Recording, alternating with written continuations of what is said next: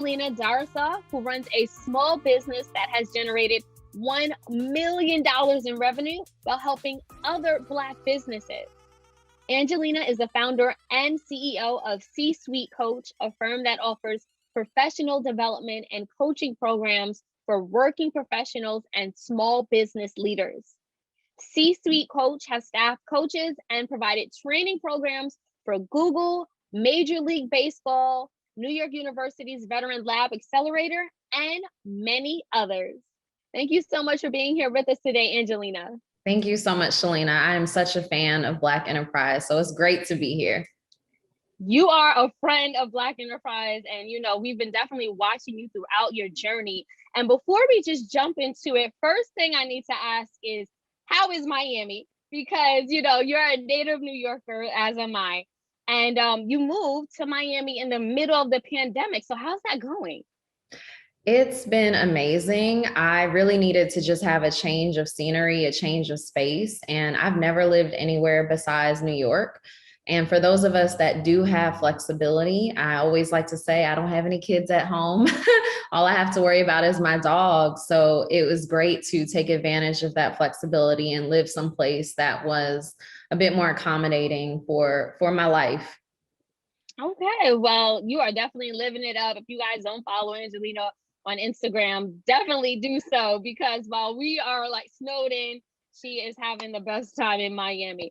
Okay, so when I had the intro and I talked about the fact that you generated $1 million, your business in revenue, how did you manage to keep your business afloat during the pandemic, generate 7 figures, and even gain clients like the Major League Baseball? Yeah. So the first thing I love to call out about that is generating $1 million in revenue does not mean that you're a millionaire. And I think that it's so important that we have more conversations openly about finances as a community so that we understand what does it look like to run a business at the $100,000 level, at the $500,000 level. Going from 1 million to 2 million looks different. So what sort of resources do you need? What sort of staff do you need in place? So that's the first thing I'd like to say. And then in terms of during a pandemic, we're now in this place where this is it. This is the new normal. And we don't know how long it is going to last. So we have to really be adaptable. When everything first started, my business focuses on training, development, coach staffing, and a lot of that relied on in-person events. So we had a whole lot of events lined up for the end of Q3. We were looking at Women's History Month all the way in, or the end of Q1, I should say, and Q2 as well, looking at that first half of the year. And so many clients came back and said, I'm pushing the date of my event. I'm pushing the date of my event. Hang tight. And then it was, well, maybe I just need to cancel that event. And it really took some strategic thinking to say, well, how do we turn this things are shifting, things are moving, things are canceling into finding new opportunities? And what we realized is there were more training needs for conversations around how to have a resiliency mindset, a growth mindset in business. We need to maybe focus on those trainings instead of some of the ones about branding and public speaking, because that wasn't the focus for companies. So really identifying the opportunity and knowing when to shift and not letting that no be a we're done, we're not doing business, but really trying to use that no as, okay, if not this, then what, is really key. Angelina, I'm so happy that you talked about shifting during the pandemic, because I think many of us had to make some sort of pivot, especially entrepreneurs. What advice or strategies would you give entrepreneurs who may either be struggling to start a business or to scale a business because of the pandemic right now? Yeah, so there is no easy season in running a business owner. Even when things are good and you're overcome with the volume of business, there's still some challenges. So a great example of this is in 2019, we were doing a lot of things on the road. I was traveling constantly and always moving. I think it was something like 115 flights in the year of 2019 to different cities to do coaching and professional development, or monitor those sorts of programs that my company would run. But what that meant was when you're always moving, you don't always have a whole lot of time, especially when you have limited resources to focus on the strategy for your business. So when 2020 hit, it definitely took my breath away in more ways than one. It was a shock. It was, I had all sorts of hopes and dreams for what 2020 would look like, and everything sort of blew up. It was explosive in more ways than one. And I think what I had to look at, okay, I've been saying I want to use this, I want to be more strategic. I want time to be slowed down. Instead of just being upset about what happened, how can I use this time to benefit me? And I did invest. I invested in a strategic consultant for my business. I did a small business, what's called a Streetwise MBA, a program that's run by Enterprise, so that I could identify what are the holes in my business that I needed to close. And I paid attention to a lot of that back of the house stuff that I had been putting off. So whatever happens, I think it's like thinking about, well, what's the win going to be for me? We say you're never losing. There's always lessons. If I'm forced to slow down, or if I'm forced to close my doors for a little bit, how do I use this time to benefit me in some other circumstance? And that's so important, because there's always opportunities and challenges and crisis, right? And I think that a lot of times it's about that mindset, because a lot of companies have been doing really well. Those that were digitally native, especially, we see the Clubhouse boom. It's has $1 billion valuation at this point. So there are a lot of success stories, but I do think that it's more so about how to get into that momentum, how to get into motion. What tips would you give for others? And I would just say, think about I always say this, what is the problem that is needed right now? And how do I come up with a solution? You call out so many great examples of businesses that launched or are booming right now. I also even think about Versus, or the work that D Nice did to entertain us and creating those sets. What are the challenges that people are having right now, and where can I fit in as a part of the solution? I think often, especially when you're entrepreneurial focused, maybe a piece of you is an inventor and you just always come up with good ideas, and that's great, but those good ideas do have to serve an audience for them to truly be something that forms a business. So how do I not just think of an idea that I think is going to hit, but also where does this fit into something a consumer would actually want? And pivoting is always something, I think that's a part of the journey for a lot of entrepreneurs. You definitely have to figure out how to navigate. And I actually want to take it back a little bit, because I read that at one point in your entrepreneurial journey, you collected over $76,000 worth of credit card debt. And that was because you could not secure funding from traditional avenues to scale, in spite of the fact that you were featured in Black Enterprise, you were featured in Business Insider and Forbes. Why was it so hard for you to get access to capital back then? There's so many answers to that question. And, I said we need to talk about finances in our community more. We need more conversations on the startup capital that's required to start a business. I had cleared my student loan debt. And so I said, okay, I don't have student loans. Therefore, I think I'm financially ready for all of what I'm about to take on. And I really didn't have that financial education of what some of the costs I would be incurring, what that would do to me. So that's the first thing. Just in general, early as possible, starting those conversations with anyone who runs a business or who is a working professional about how they manage their finances. And I encourage people to have those conversations more and more. I think the other piece of it, some of it is just systemic. And I'm so glad to see many companies stepping up right now to offer funding to Black entrepreneurs in particular. When we start businesses, we tend to have lower capital from friends and family. That's a big source of capital for a business getting started. So we're something close to $90,000 less than when a white-owned business starts. So that's an issue. Also, just getting traditional sources of capital continues to be a challenge as well. So in lieu of that, what I did was I said, you know what? I had a good credit score. Let me do all this on a credit card. Again, that lack of financial education, not realizing that I was racking up crazy interest rates, and, it just compounded and it became this thing that I was losing sleep at night. Like, how am I going to get out of this credit card debt? But it was, the investment in my business was actually paying off and I was getting more customers. I just didn't have the right sources of funding. So, that is something that I would highly not recommend. If you're starting a business, don't fund it on your credit card. Really go to your local resources, your SCORE, your library, your SBA, and try to find out what those other sources of funding are for you.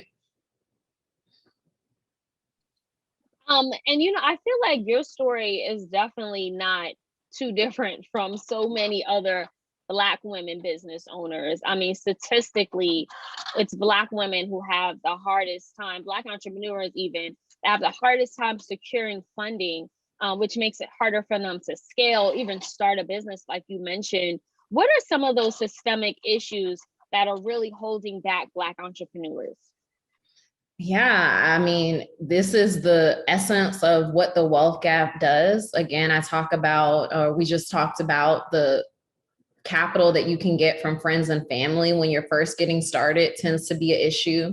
Something I just read about as well that I hadn't even considered is African Americans, Black people were centered in 16 geographically in 16 major American cities that tend to be have a lower median income than other cities across the US. So even where we're starting business has an impact on our financial opportunity. That's a huge challenge that we don't think about a lot. There's also that network piece and that element as well. So who do we know that can connect us to the right opportunities? Do we have a network in place? Do we have a strategy for that? We need relationships with top companies to learn how to approach a company for a sponsorship, a loan. What do we need to be putting together? There's that huge network and education piece that is really critical.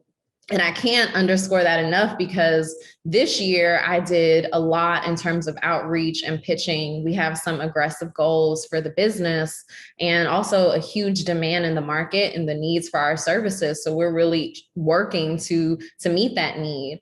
But prior to this year, every contract that I've ever gotten has come from word of mouth or someone in my network.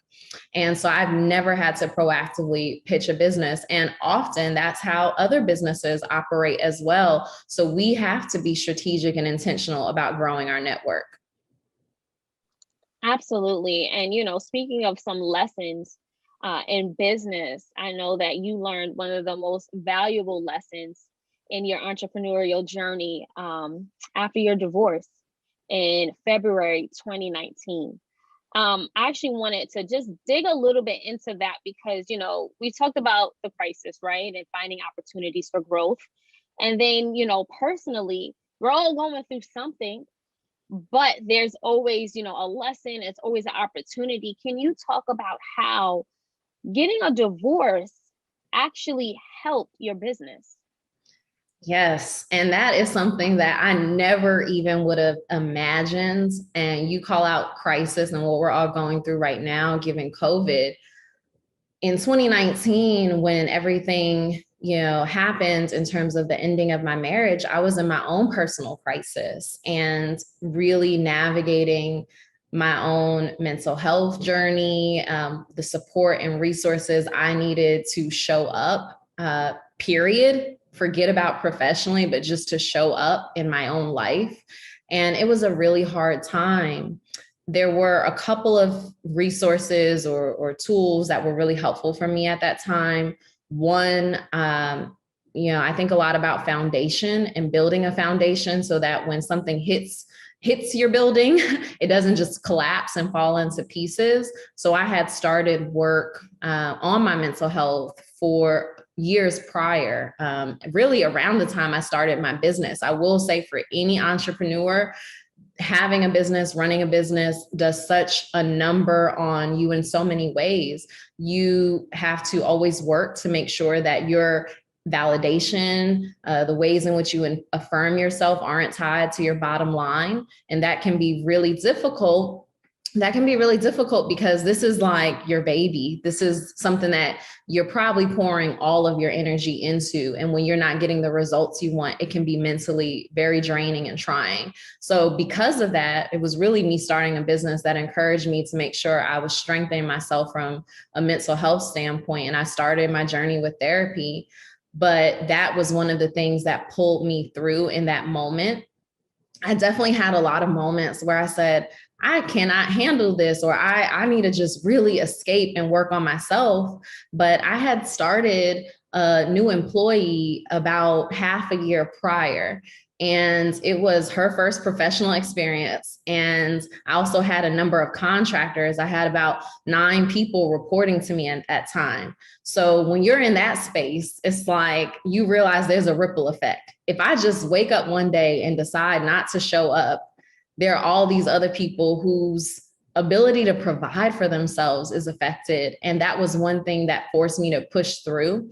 I will also say work was an escape. I'll be very candid about that. So it was a way for me to escape my emotions. I will tell you, it always comes up some point. So in 2020, when we were slowed down, I had to deal with everything. You will have to deal with it at some point. But pouring myself into work was really useful. I also think that it made me really strong at setting boundaries. When you have to set a lot of boundaries personally, you learn how to do it in a better way professionally that serves your business. So clients who weren't paying on time had to get cut because guess what?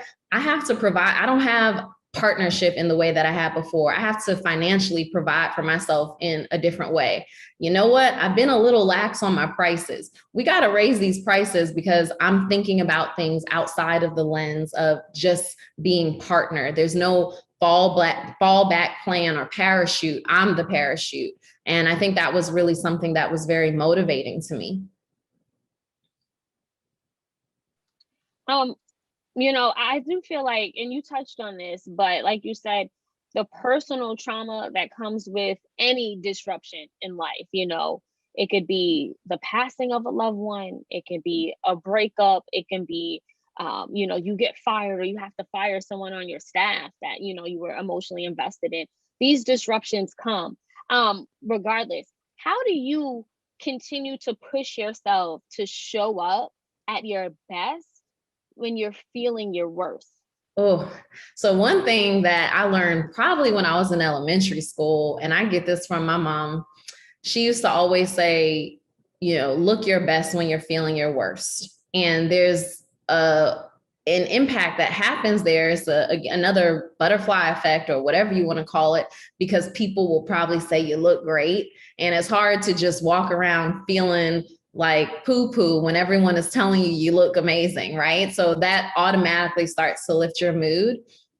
So maybe we're not just talking about the physical appearance, but I would say how that translates is when things are going really, you're not in the best place, or when things are really challenging and difficult, what can you give to yourself that's going to make you feel good to sort of fortify yourself to deal with all of the other elements? So that might mean I don't even know if I have it all right now because I'm a struggling entrepreneur just getting started, but I know that after I get my nails done, I feel great. Or after I make myself go exercise, I feel great. And I need to give myself that. Finding those things that make you feel better and really working on your self-awareness to know, how do I show up best so that I can deal with some of the things that are making me not feel at my best? Oh yeah, absolutely. I agree with all of the points that you just ran down. And I do feel that, self-care, it was definitely a big theme before 2020, but it became even more prominent. And I wanted to ask you, like, how important is self-care, especially as a leader, as a business owner? You are leading and managing a team. So how important is that? So I have all of the old sayings for you. You cannot pour from an empty cup. It's something that's always said, but I found that it really rings true. At this point now, on a day-to-day basis, we're managing up to 30 contractors. And I have my own staff as well, that's full-time staff. And I recognize that when I am feeling drained and exhausted, they feel it. I've been on calls where if I am feeling particularly like I am not here today, I'm getting the text messages or the emails on the side, is everything okay? And it can just change the dynamic of the whole culture. So it is really important as a leader, if you want everyone else to perform at their best, you have to at least pour into yourself to be able to show up as your best for the team. I will also say that some of the sacrifices of leadership are showing up when you really don't want to. I've said my mission and my mood don't always match, but the mission's still there. So I might have to just table it. I have learned how to compartmentalize, and I had to do that a lot in 2019. I would be in my own mental space. But I remember one time, for instance, being in Detroit, and there was a room of about 600 people that I was about to go speak in front of and do a presentation for. And I was, dealing with my own personal stuff. And I was in the bathroom crying on the floor about 15 minutes before I go on stage. And I have to have my resource. Do I listen to a gospel song? Do I phone a friend? What do I do so that I can show up and perform? And that's the cost of leadership. I wish I could just say, throw it all away. But then guess what happens if I do that? I lose that client. If I lose that client, then I might not be able to pay a certain person's salary. So I had to compartmentalize and say, hey, you get to cry for 15 minutes today, fix your eyes, put on that concealer, and keep it moving. Just curious. So did you phone a friend or put the I gospel did. song on? I have both combinations. I do have my gospel songs I turn to, and then I do have a short list of friends where if I just need pump me up, tell me things that are going to make me feel victorious in this moment, then that is what I turn to. Yeah, absolutely. And thank you so much for your transparency, because I think a lot of times, especially in this digital age where we only see the highlights, we don't see the realness, the issues, the things that we're all going through. But to continue to succeed, in spite of all that, it's such a testimony and inspiration for all of us, Angelina. So thank you for opening up with that. Another thing I definitely want to touch on. We talked about how, you have a 7-figure business right now, but there's a difference between having a 7-figure business and being a millionaire. What's the difference between the two? Just in case people get those two things conflated. Yeah, so there's a couple of pieces. So, and again, more financial conversations. I'm going to be such an advocate about that over and over again. It's something I continue to push the envelope on, and I learn from other business owners and professionals in my network. We have to be very familiar with how to read a profit and loss statement, how to read a balance sheet. When you go into business, you might go in starting thinking, I'm really good at my product. I have the best t-shirts that I make, or I have the best head wrap, whatever the case might be. I'm great at my product. I'm great at my service. But running a business, especially one that you want to scale, requires you to really be a CEO. And a CEO at a large company, take a Fortune 500 company, they have a marketing team underneath them, a legal team, an accounting team, and they have to know, they're not the expert, but they got to know a little bit about everything. And so that's the first thing I would say is we have to prepare ourselves not just to be great at the solution that we're creating for our customers, but also to understand everything about how a business operates. And that was something I learned the hard way. But apart from that, so there's cost, there's overhead in running a business. I have salary, I have the staff that I have to pay. I mentioned, having an abundance of contractors that we work with on a monthly basis. They all have regular fees. My staff has fees. I pay myself a salary from the company as well. And then we have to look at things like our profit margin. What are we actually making from that? And that's really how you determine what your company has made at the end of the day. When I started early on, I did not even pay myself a salary, so I could afford staff. And that was something, I was able to make very little because, again, that's one of the benefits sometimes of partnership, depending on how yours works. And in that, I had to in that end, I had to come up with what would be an appropriate salary so I could take care of myself and really start thinking about how do I build personal wealth out of my business as well, which has increasingly become a focus and something I'm learning a lot more about. And, now that that's your focus, what advice would you give and share for others who are navigating, especially in this new norm?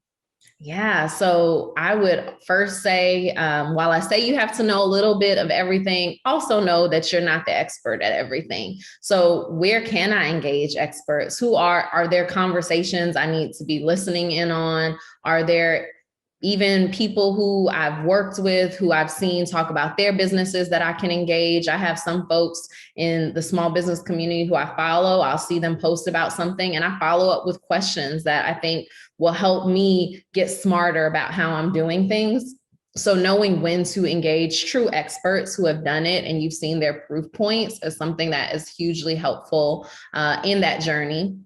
I also think about investing in multiple streams of income. So in addition to our product or our services that we have, we offer coach staffing, professional development training, and we also do program management for DEI programs. So we have all of those services, but I've on the other side done other things to build my own personal income streams. So that might be everything from we've sold cards. We partnered with Deborah Wright to launch a card collection, Vision Words to launch affirmation. We've sold them at Black Enterprise conferences and done very well. I've also done some modeling on the side that's been paid. So I do things outside of my business. I will say that is my quote unquote 9 to 5. It's really my 80 hours a week sometimes, but then I have my own side hustles as well.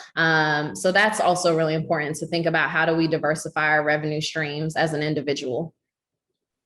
Well, Angelina, you shared a wealth of knowledge on this episode of The New Norm. Is there anything that you want to add or maybe give some information on how people can tap in and support you, or even like, buy into your services? Absolutely. So the first thing I just want to share, like you said, everyone is going through something, and it is a pandemic still. We have so many different circumstances that everyone's affected by, whether it's a financial challenge you're working through right now or the loss of a loved one. And I think that knowing that as leaders, we all have to challenge ourselves to be more empathetic in how we lead, knowing that. So that's the first thing. So I would just encourage everyone to be really empathetic and compassionate to those around them in this time. In terms of how to reach me and support my services, yes, please do. If you work for a Fortune 500 company that has some needs around their DEI programs, if you're looking to staff more coaches for your organization and you think that that's a need in your company, connect with us. We're on everything. You can start with our website, csuitecoach.com, and we're at C-Suite Coach across all social channels. So please do connect with us. Feel free to connect with me as well at Lena Darrisaw. Angelina, is always a pleasure connecting with you. Enjoy that Miami sun. Hopefully I'll be down there sooner rather than later, and would love to connect in person. I can't wait. Thank you so much.